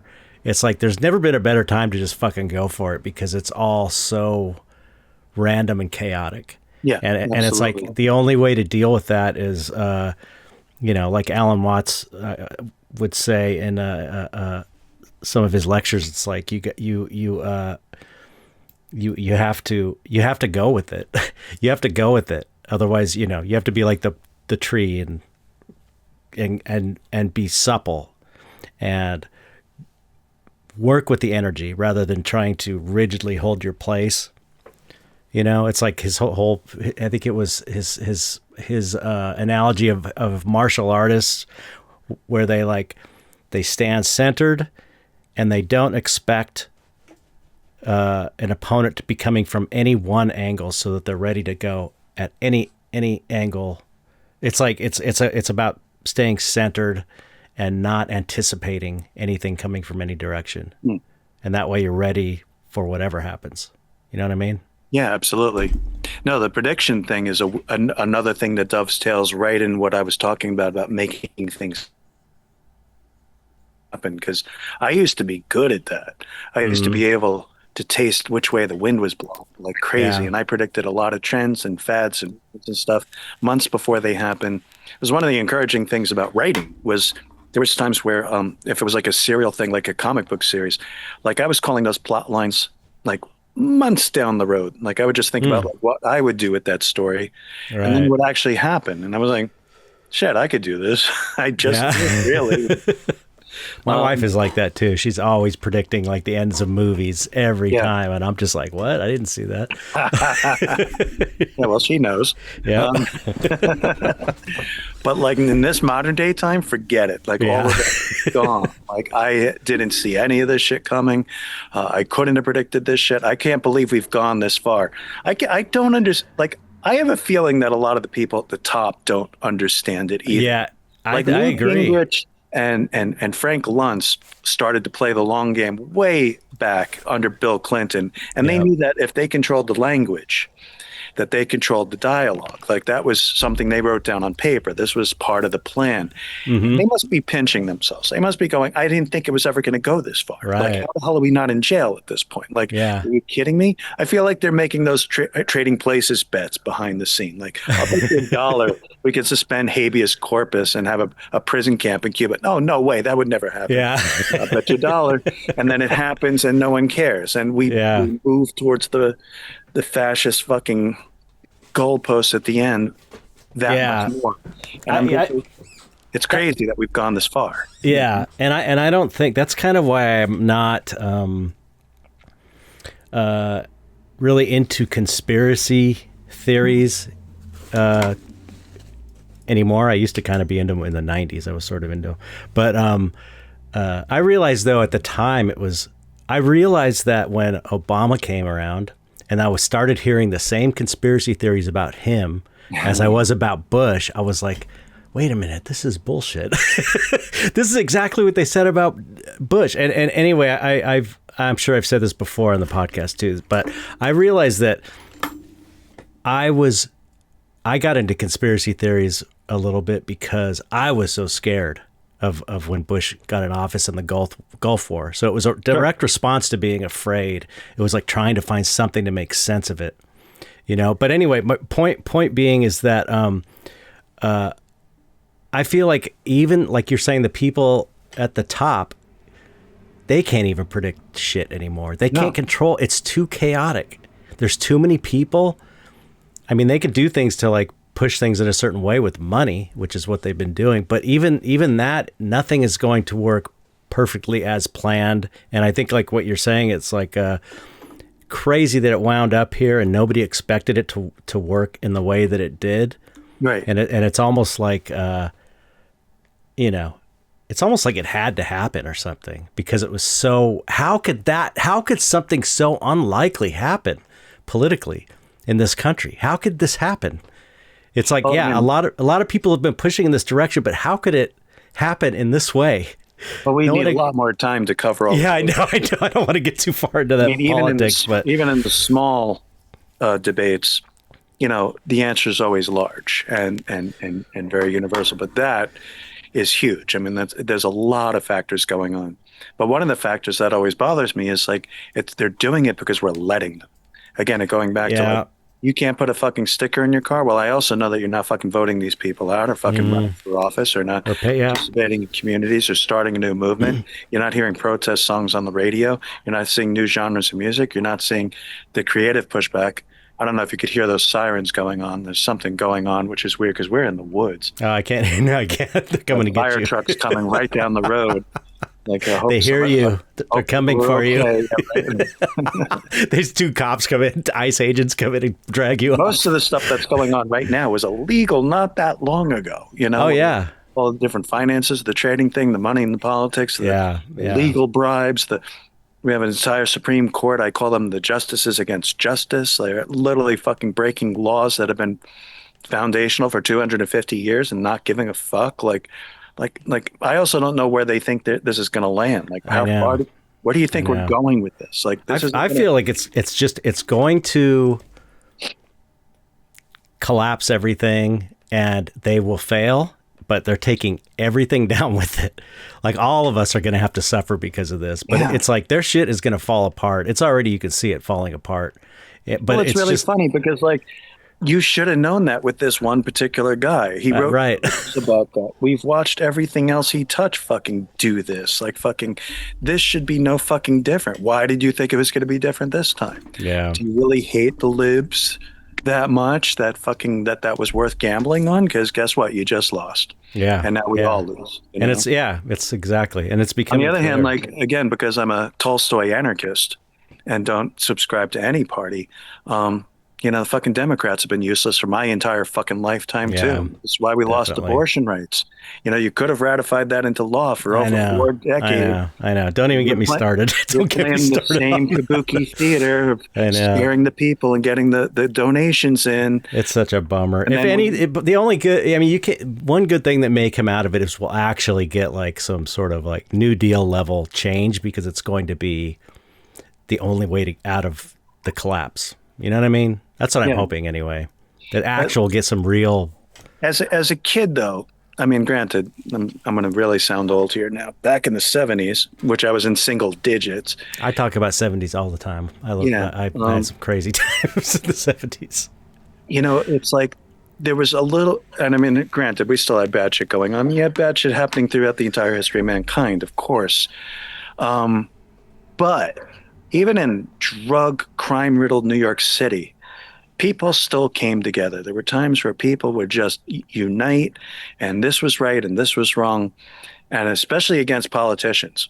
I mean, Mm-hmm. I don't know if people have forgotten that, like, fucking, we didn't used to talk about politics. Oh We yeah. weren't crazy about politics. No. We turned politics off. Like, it only came on the news at like 6, 7, and 11. And usually you got up off your ass and you either turned the channel to watch a movie or a ball game, Yeah. or, It was for or old people. yeah, or you turned the Old people TV paid attention fucking to. off. Yeah. And you went outside and you talked with your neighbors or played stickball or you did whatever the fuck, or Yeah. picked up a book or a magazine and read or did anything. Um, it wasn't an identity. It wasn't. Yeah. I keep talking to my clients because a lot of good people too, are like, how did we get here and what's Mm-hmm. going on? And I keep thinking about 1984, the book, George Orwell's book. Mm-hmm. In that, you have the 2 minutes of hate, where you take all the workers and you get them in front of the screen and they're screaming. They want to kill the fucking enemy, which, of course, the enemy in that book keeps changing all the time. Mm-hmm. Um, but that's only for 2 minutes. Now we've got people who are turning on fucking hate radio and hate TV, and they wake up with their alarms for it. They watch it eating breakfast. They have it on their trucks when they're fucking working all day long. So by the time that they've gone through a 12-hour day, they've watched 720 minutes. Yeah. That's so much more than the Orwell factor. Oh yeah. And it's become their identity at this fucking point. Yeah. Whatever got us to that point, whatever made your life so shallow and unfulfilled that you had to fill that hole with that, of all things, Right. lowest fucking most repugnant sort of fucking shit against people that you've never fucking met, people who are total strangers sitting next to you. Holy shit. There's That's a what has to be undone. Like, I don't care what's happening at the top. I mean, there, yes, we need to regulate the corporations and hold everyone accountable. And if you break the law, you go to jail. right. I would love to There's see that happen once. there's a great documentary called "The Brainwashing of My Father." Mm, Have you seen that? I have not I seen. don't hear anybody talk about it, but it's so good because this woman makes a documentary because her old elderly father became one of these guys, Yeah. like a MAGA type. And she was saying it was once he retired and he started listening to right wing talk radio. And she kind of documents it and how he kept getting meaner and meaner. And then, spoiler alert, documentary's been out for a long time, still worth watching. But at the end, his radio breaks. So he can't listen to that shit. And then I think she's like saying she's taking it to get it fixed or something. And she never gives it back to him. And he turned back normal. Yeah. And he started off like a liberal, nice guy, and he started listening to this shit over the years and got meaner and meaner. And then his radio broke, and then he like came out of it. It's crazy. It really is kind of like a brainwashing thing. Yeah, I don't know when all of this shit became cool. Like, fucking, I know. like, when did cops become cool? Like, cops are the guys who busted up your fucking kegger and stole your pot. Or fucking, if you actually had to call them, they showed up 8 minutes late and then shot your dog. It's Yeah. like, cops didn't used to be fucking cool. Now fucking people are flying flags for them. Like this is a divisionary Yeah. fucking sort of thing now. Like, I don't get it. I really don't. It's like you said, should it's be all of us against them. is what it should be. Yeah. Should be the mass population, should be 350 million people against the fucking rich assholes. Yeah. And like, I don't understand why we can't get back on board with all of that. I know partially why. It's like music has a lot to do with it. That's why I always fucking advocate that we need more music. We need those music scenes coming back. Because Mm. like in the old day, that was a glue that would unite people. It's like during Vietnam, yeah, we had different factions of who was supporting the war or who was protesting the war. But then you all showed up at the same Hendrix show. Right. And the joint came fucking down the line, and they're like, "Oh yeah, you too." Right. And it's that bonding moment of like, "Oh, yeah, maybe we're the ones who are on the same side, and it's them. They are the people that we need to oppose." And then Yeah. we did a war that way. And it's like we need more things like that.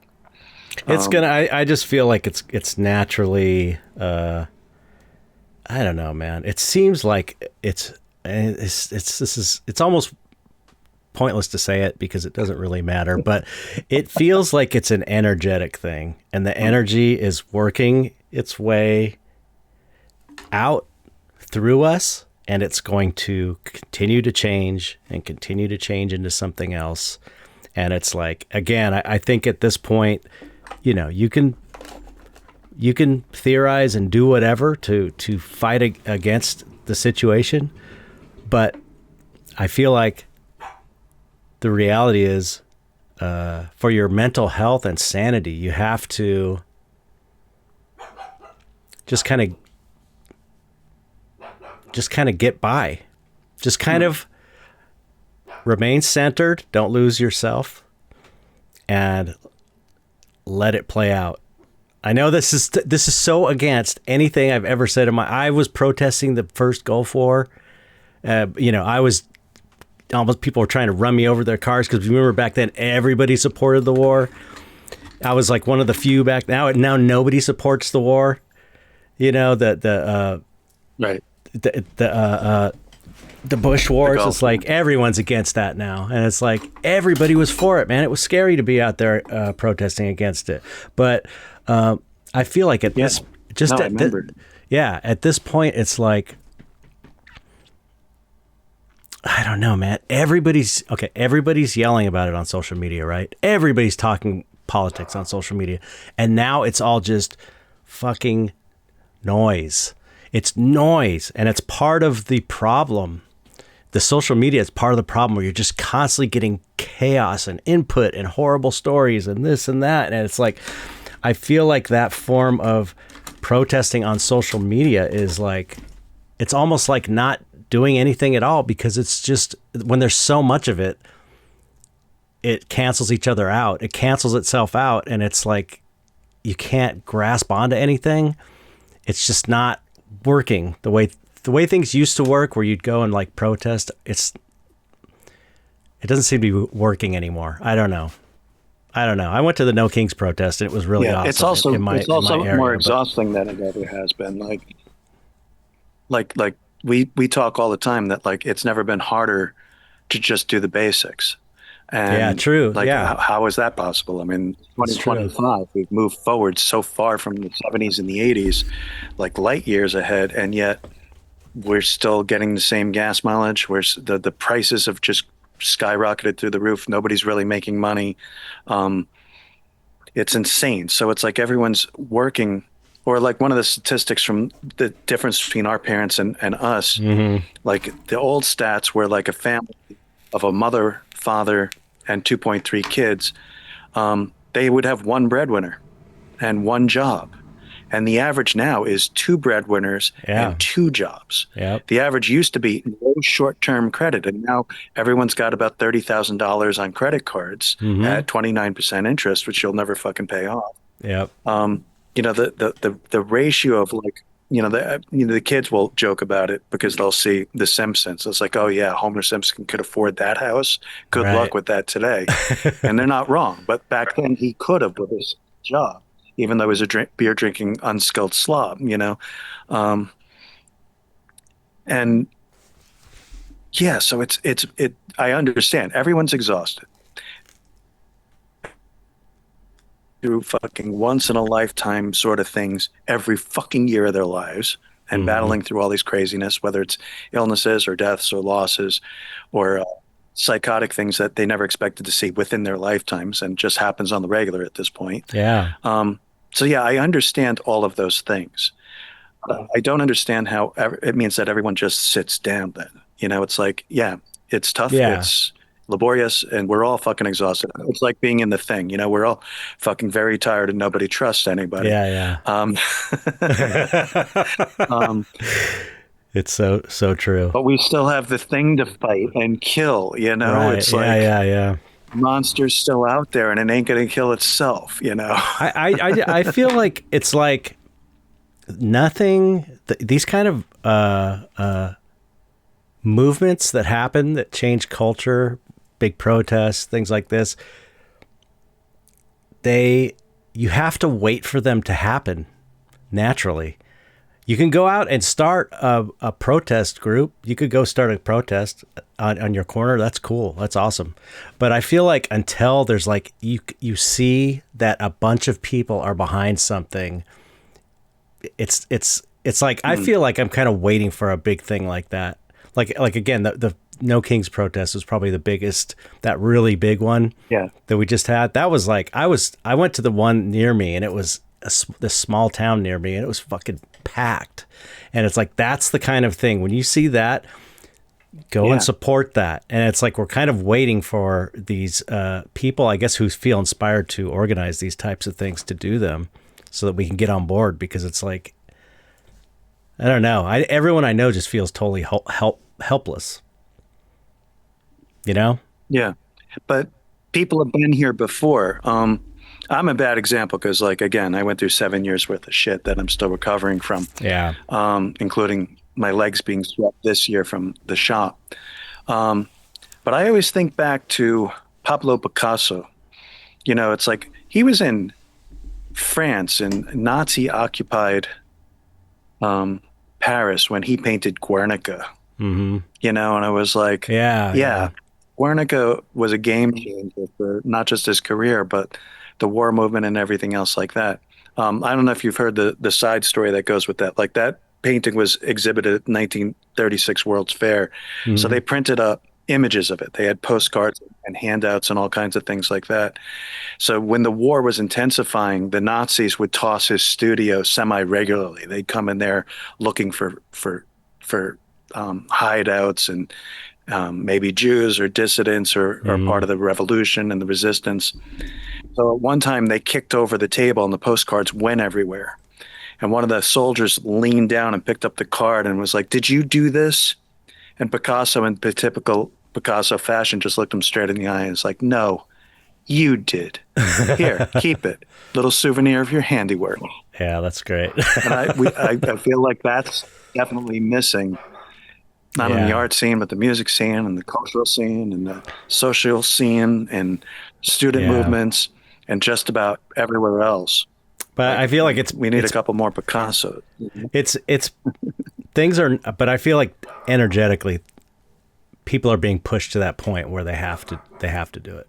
They have to do it. It's like it can't sustain itself, and it's like no, it's not quite there yet, but it's getting there. Well, this has been a cheery conversation. I know. Let's not talk about politics anymore. Well, to be honest, like we're technically not. I'm talking about society and people. Yeah, right. Yeah, like, we didn't. Politics. We didn't mention his name once. Or anybody else's, really. Yeah. No, these are overarching principles of life. So what do you I mean, we're nearing the end here. I hope you don't mean overall. Well, you could say that too. We're going down. What's your I know this is kind of a weird question, but what is your plan right now? No plan. Because you've gone through, losing your shop and you're in your, I don't know, it seems like you're in this kind of influx. Yeah, totally in a flux position. And again, like the few things that I keep trying to produce, I'm not getting the flow that I used to. So I don't exactly know. Like I did a couple guest spots and they fell flat. We did a couple posters this year and they kind of were big nothing burgers. And I mean, it wasn't like they were we did a poster for the fucking Who. And it seemed like Wow. no Really? one cared. Yeah, they're supposed to be on their final tour. Um, it's another Wow. sidetrack because, again, at this point, only two corporations own all the merchandising for every music act in the world, and they're Yeah. just ridiculous to work with. And they're riding on everything that we did for the past 30 years, and no one's making any money because they're not paying anything. So no one's creating good artwork for this. Meanwhile, these bands aren't doing new music and doing new movements. That was one of the things that drove me crazy about being in the art of modern rock was like I loved how far the artwork was taken. People were extending the artwork to its absolute limits that you could do with screen printing. Hmm. And yet they were doing it for bands like Puddle of Mud.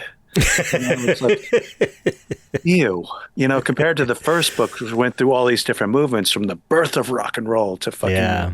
60s movement and all these different movements that swelled and gave us different genres of music and stopped a war and did this and did that and ended up at punk rock at the end to combat all the fucking Right. capitalism and stuff like that. And then just all this like just music for the sake of music, sort of commercial on the Yeah. radio shit. That drove me a little bit nuts. So I'm not sure. Like I'm still doing the things. I'm waiting for the holidays to pass. I want to get back into a studio. I would like to be. I'm happy to work for people at this point and just be one of the guys and bring all my expertise to the table. And hopefully, there'll be a market for that so that we could actually all make money again. Yeah. In the meantime, I'm going to keep writing. Like I said, I probably should be doing some specialty paintings and some commissions and see if I can generate some revenue and sales there. And Jeff and I keep talking about we want to paint for the sake of painting anyway. Yeah. I mean, you have print stuff. Are you selling merch and stuff on your No, website? not really. Well, You no, should. I actually took the website down because like without an income, I don't feel like paying for it. Like, Oh, I'm right. trying Yeah. to Yeah. limit Yeah. all my expenses as much as I can until I'm back in the flush again. But Jeff's place here, not to throw his personal life under the bus, like this is a fucking art museum. I mean, it's like, oh, I wish I could go around with a fucking GoPro and show you how many fucking amazing concert posters are in this place. Wow. The workshops and he's all just set up for digital. He's set up for fucking oil painting. He's set up for woodworking. Like if you needed to do a thing, you could just come here and do it. Wow. And That's we killer. we haven't been doing it because we've been, fighting all this fucking crazy shit Right. all of our lives. So we have stacks of canvas. It sound, I was gonna And say, we need to fucking get something on those damn canvases. right. I know I sound like I'm Mr. like it's gonna be okay. You can do it, but it really is, it really is. Moments like these are I feel the most potent because you have the most potential to do whatever is going to be the most amazing thing for you. Yeah. It's like you can oops shit. You can Don't do that. sorry. You can you can easily you're it's like there's a freedom there to do whatever you want in a way. There is, You know but what I it's mean? different than the freedom when I was doing it when I was like 22 and working I know, sweatshops because I know. Yeah. now that time is going by like this and you could feel the breath of the reaper on the back of your Mhm. now everything is an investment in time. So I it's know, like, man. I and feel you. when you're counting how many more canvases do I have before I'm dead? How many Yeah, more tattoos yeah, do I I get to know. do? How many more concerts do I get to see? Like, when you're 22, you don't think I'm only going to have tops maybe 75 Halloweens, and it's like, Yeah. I know. I was shit, I've just got less than 20 now. Like, Yeah. oh, are you I fucking was kidding me? I was just thinking that yesterday. Like a friend of mine who's an artist was, giving me some advice, and I was thinking to my head, it's like I have 8 less years to get where I want to be than you do because you're 8 years younger than me. So your advice is it's different for me. So it's like I totally get what you're saying and I agree, but that's where the trust comes in. And it's the hardest times when you're going through difficult times, but having gone through many difficult times like we all do, it's again, I'll go back to Alan Watts. It's like, what is your attitude towards reality. You can either trust it or you can not trust it. And if you don't trust it, you're just going to be fighting with your environment constantly afraid of everything around you. The alternative is to be like, and it's a cliche and it sounds cheesy, but it's like, this is happening because it's what I need to have happening right now, and it's going to lead to something better. And then my real passion is it's kind of stupid, but has been the writing. Yeah, right. While I was waiting for you to queue up, I pulled out a stack of books in case we were going to talk about them, or if I wanted to show off like this is how I sign my books. It's like a lot of artists like to fucking remark their books with a little cute sketch or something like that. But I'll do this. Oh, damn. That's amazing. Are you selling those? Well, no. This one's kind of stupid. This was the first one. This is called The Monsters We Forgot, and it's volume 1. Yeah, I saw that on Amazon. That's a kind of... You have a copy of this. I sent you. Okay. Right. You've got the cool drawing of the really sexy Bride of Frankenstein in there. It's probably up here somewhere. I'm doing that because this story is about Igors, a whole tribe of Igors. I saw the title. We're drawing all the Igors and the Frankensteins and stuff like that. That's amazing, though. But those things would be like... But I was rereading one. Put them on a big cartel site. You could sell those things for days, man. Oh, I was going to say that making money. I was rereading them and I was like, man, that really fucking holds up. Like I don't want to sound like a dick, especially because I haven't sold an actual novel out of the 6 I've already written. But I was reading and I'm like, man, this is better than most of the stuff I've read all year. And like, I'm not. Wow. And like, hey, if you're just being honest. I'm the guy with ugly fuck on my knuckles. If I'm thinking, I'm my own worst critic, and it's like, I really think it's a matter of just getting over. Now, what happened was this one is I bought a case of these because it was the first one. And I was like, yes, I published. And I felt like Ray Bradbury. And I thought, I'm going to draw like this. And I'm going to send these to all my favorite authors. I'm going to send one to Stephen King, Clive Barker, and everybody else like that. Just as a thank you for all the things that they've done in my life and what it meant to the horror community and everything like that. And then I found out how hard it is to get in touch with these people. Yeah, I'm sure. I didn't realize that there was a reason for that because, like, I don't need to talk to them. I didn't need to send it to their house. I could have sent it to an agent or a publisher. Just make sure they get it, Right. I'm happy to be third, fourth, fifth party. I didn't care as long as it got into their fucking hands. Harlan Ellison, who's one of my favorite authors in the entire fucking planet, he wrote... Yeah, he's amazing. A guest speech for one of the World Cons where he sent out letters to some of the best authors in the world, like fucking Isaac Asimov and all the big top people. And he's like, I want to hear about your worst fan experiences. So he gave a dissertation that year about how bad the fan base was. I mean, crazy shit like people getting stalked, people getting shot at. Alan Dean Foster, he was at a fest where somebody threw up into a fucking big gulp cup and then threw the vomit into his face. Oh my God. So that's why there's a barrier. Right. You just can't write Stephen King a fan letter and send him your fucking book. Yeah. But that's why I've got a few too many of these. I've given some away as presents, of course, and some of my clients were actually into it, although not anywhere near the level that I thought because nobody reads anymore. Yeah. I can't even tell you, like, it was funny because, like, I normally wouldn't brag about it because I figured, fuck it, I'm tattooing you. Maybe you don't fucking like books or literature. But people would talk about the writing of modern day movies or how bad some of the comic book movies are compared to comics, just plain old comic books, which I could go on, again, another entire podcast about. Because I was at the Kubert School, so I know what I'm talking about. Right. But then I would bring that up, like, oh, yeah, I've got these books over here. And they'd be like, yeah, fuck that. I don't read. Or fucking one kid. Yeah. One kid actually got violent. Like, he walked in and I had books on the shelf, and those books weren't even books. Those were reference books. Those were art books. And he jumped away from them like they were a fucking shelf full of live snakes. He's like, what the fuck is with all the books? And I didn't know what to say. So I dovetailed it into, well, I happen to be in some of those books, like The Art of Modern Rock and shit like that.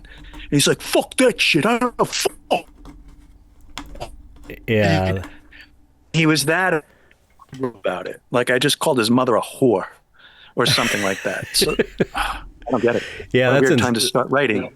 yeah, I know, but you have to follow the muse. You have to follow the artistic impulse, even if no matter how unlikely it seems. There are people that love to read still. There's like a whole I mean, I fucking love reading and I never do it. The only way I can do it because I have to constantly work just to keep the wheels from falling off. So the way I do it is not the way I prefer, but is audiobooks. Yeah. I prefer to read. I fucking love reading. My favorite thing to do is sit down and get so sucked into a novel that I can't put it down, and I end up reading like through the weekend and doing none of this shit I was supposed to do. It's so amazing, and I try and tell people, friends of mine that don't read, it's like, you don't know what you're missing. It's so amazing.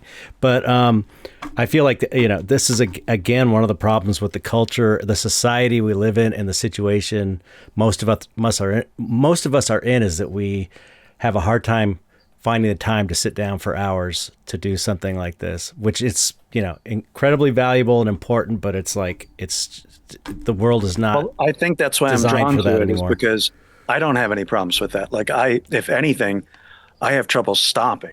Like I could spend an entire day off and put out 10,000 words without fucking batting an eye.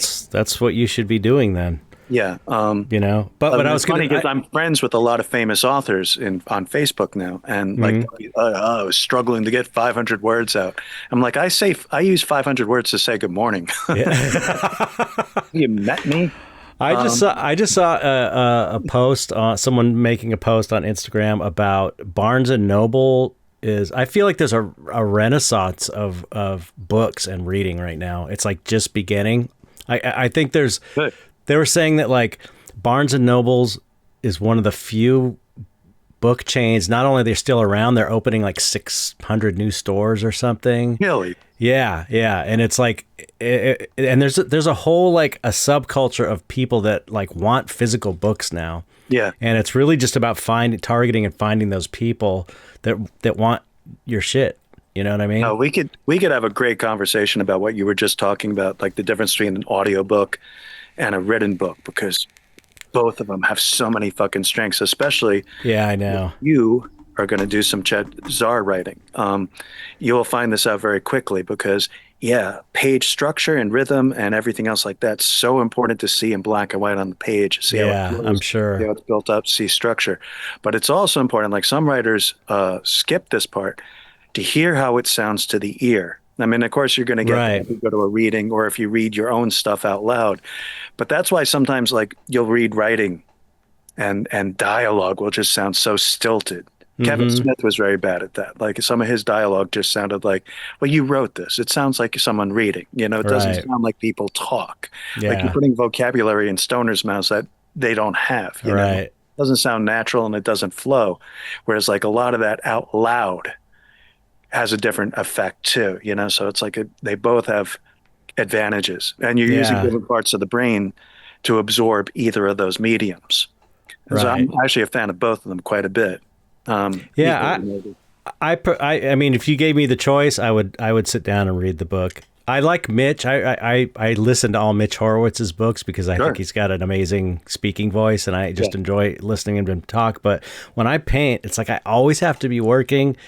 And I need something to focus on that's not the painting. It's the weirdest thing. It's like I can really get into a painting if part of my brain is listening to a movie or listening to an audiobook or listening to music. It's like it occupies a part of my brain and lets me like lose myself in the painting. I don't know if it's like that for you, but no, absolutely it is. Yeah, it's a totally weird thing. To the point where sometimes and I listen to audiobooks. Stephen King turned me on to audiobooks in his book on writing.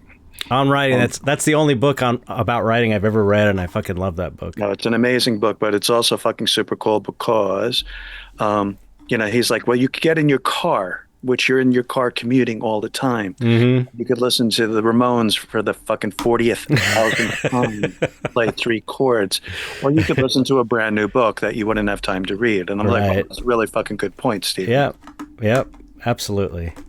Well, So you fucking are. love audiobooks, but a lot of times I'll be listening and then I start writing in my head, and I'm like, Mm, and I might go through a whole chapter and go like, oh fuck, I didn't hear a word they said, and I have to go back and replay because I well, was too busy doing my own stuff in my head.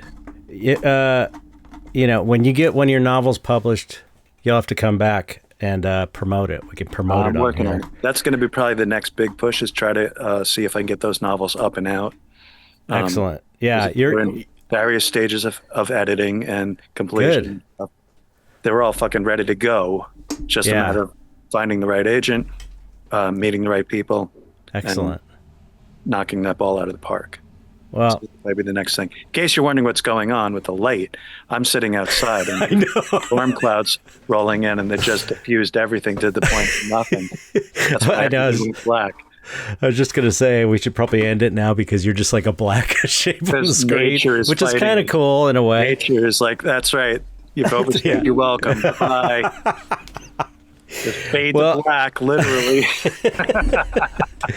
well, I appreciate you coming on. It was really great talking to you. I love I what you. appreciate you. I hate to say it like this because it sounds cheesy, but I miss you. Like fucking, it's been way too long I since we know. got to sit on stage and throw I paint at know. shit, and I fucking know. laugh and drink and shit like that. And Well, if damn you it, ever make it to LA, we'll definitely get together. absolutely. You know, and also seriously, when you have something to promote, just let me know, and we'll come back Absolutely. on for another interview because I'm sure there's a million other things we could talk about as well. Yeah, But vice versa, of course. so you have an open invitation. Just let me know when you want to come back, and I know you're gonna make it through. You're gonna be successful, and it's just a matter of time. So you just got to keep plugging, man. Working You're at old, it. you're old enough to know that's the way it goes. You Yes, just got to keep absolutely. going, keep chugging away. Okay, so like the final thing is you just have to say goodbye to the audience in whatever way you. Well, I'm going to do it see in fit. casual Japanese. Seppuku Ronin Jamata. All right, everybody, thanks for listening.